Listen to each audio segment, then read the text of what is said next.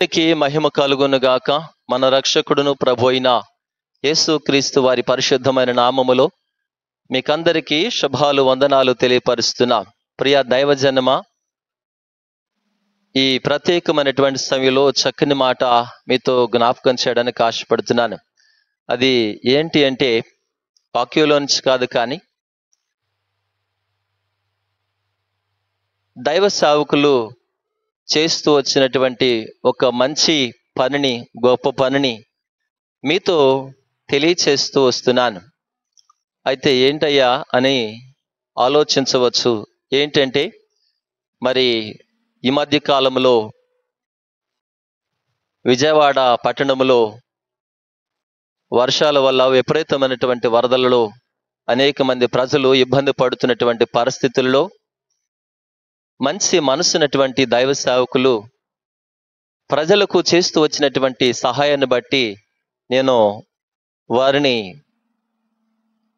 మెచ్చుకుంటూ దేవుని స్తుతిస్తున్నాను. ఏంటయ్యా అని అంటారా?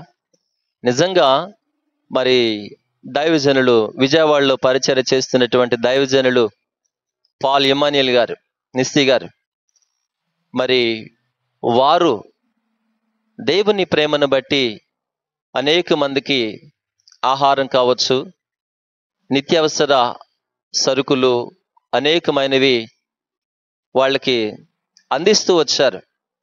ఇబ్బందికరమైన పరిస్థితుల్లో ఉన్నటువంటి వారిని ఆదుకుంటూ వచ్చారు.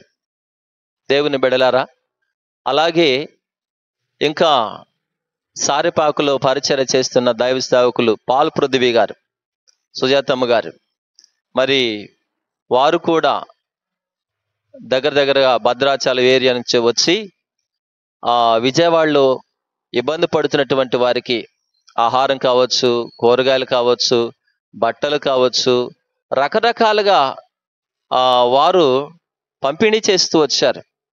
అలాగనే ఇంకను దైవజనులు అమతేజయ్ గారు, బ్లెస్సీ తేజ గారు, వారు కూడా నిజంగా నేను చెప్తున్నాను, వారు కూడా ఆ పెట్టిన వీడియోలు కూడా మేము చూస్తూ వచ్చాం. బియ్యం కావచ్చు, నూనె కావచ్చు, లేక ఏదైనా సరే దేవుని ప్రేమను బట్టి దైవ సేవకులు, సేవకురాళ్ళు ఎంత ప్రేమ కలిగి, దాతృత్వం కలిగి దేవుని పేరిట ఆపదలో ఉన్నటువంటి వారిని ఆదుకుంటూ వచ్చారు, సహాయం చేస్తూ వచ్చారు.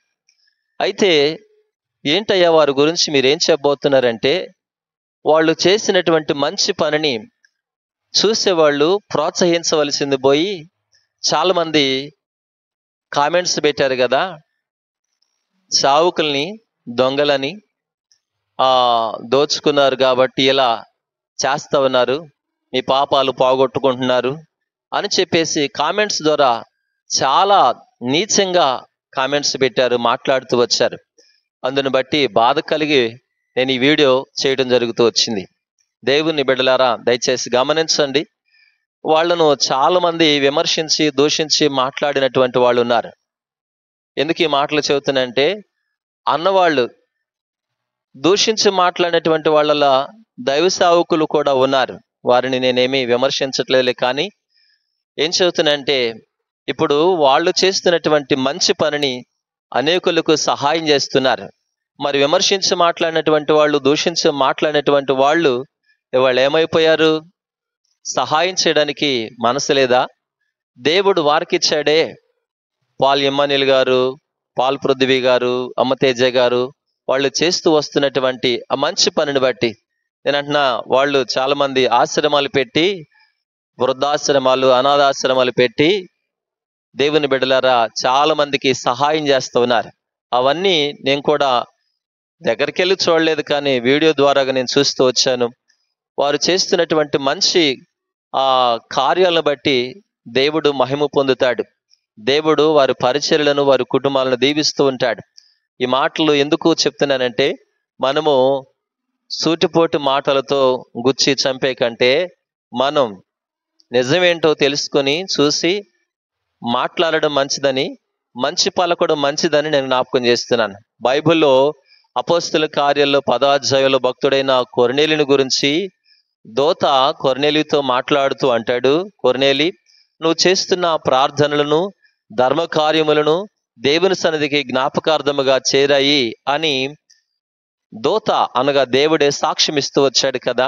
ఈ ప్రత్యేకమైన సమయంలో ఏమని మీతో జ్ఞాపకం చేస్తున్నంటే, వారు చేసే ప్రతి కార్యం దేవుడు చూస్తున్నాడు, దేవుడు ప్రతిఫలం ఇస్తాడు. అయితే ఈ సమయంలో మరి దైవ సేవకులు పాల్ ఇమానియల్ గారు కావచ్చు, పాల్ పృథ్వీ గారు, అలాగే అమతేజ గారు, మరి దేవుడు మిమ్ములను మీ కుటుంబములను దీవించాలని, అలాగే మీ పరిచర్యలను దేవుడు ఇంకను ఫలింపచేస్తూ దేవుడు తన పరిచర్యలు ఇంకను వాడుకోవాలని మనసారా నేను కోరుకుంటూ వారి కొరకు ప్రార్థన చేస్తున్నాను. మరి వీడియోని వీక్షిస్తున్నటువంటి వారులారా, విమర్శించి మాట్లాడొద్దని, నిందుగా అవమానకరంగా మాట్లాడొద్దని చెప్పి జ్ఞాపకం చేస్తూ సెలవు తీసుకున్నాను. దేవుడు మిమ్మల్ని అందరినీ దీవించునుగాక. ఆమేన్.